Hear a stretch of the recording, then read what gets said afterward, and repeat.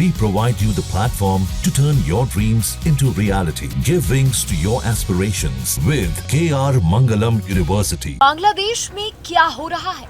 क्या वहाँ तख्ता पलट होने वाला है?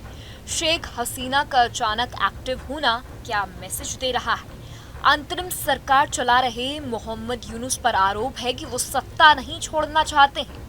अमेरिका चीन रोज नई चालें चल रहा है। इस बीच बांग्लादेश के आर्मी चीफ ने यूनुस को अल्टीमेटम दे दिया है कि 2025 के अंत तक चुनाव करवाओ या सत्ता छोड़ो। आखिर भारत की चेतावनी सच साबित हो रही है? आइए जानते हैं बांग्लादेश षड्यंत्र की पूरी कहानी। इस टकराव की जड़ में है यूनुस का प्रस्तावित रखाइन कॉरिडोर, एक गलियारा जो कॉक्स बाजार से म्यांमार के रखाइन प्रांत तक जाता है।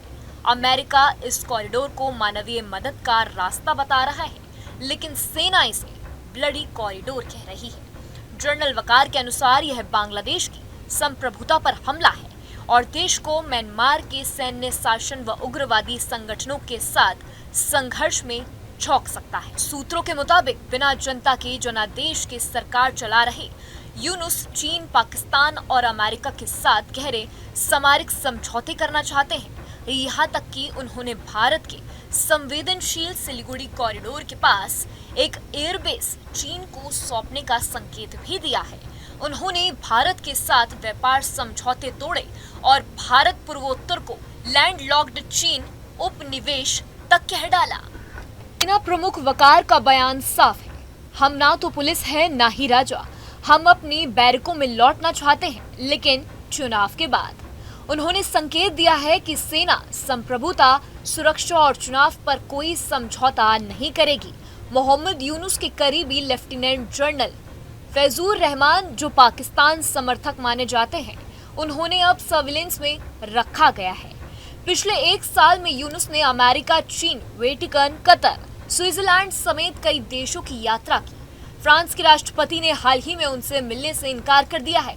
इसके बाद यूनुस ने अपना यूएन दौरा रद्द कर दिया है। साफ है, अंतर्राष्ट्रीय मंचों पर तस्वीरें खिंचवाने से वैधता नहीं मिलती, इसके लिए चुनाव जरूरी होता है। वहीं पूर्व प्रधानमंत्री शेख हसीना ने एक ऑडियो संदेश में यूनुस को कट्टरपंथियों और आतंकियों का नेता कहा है।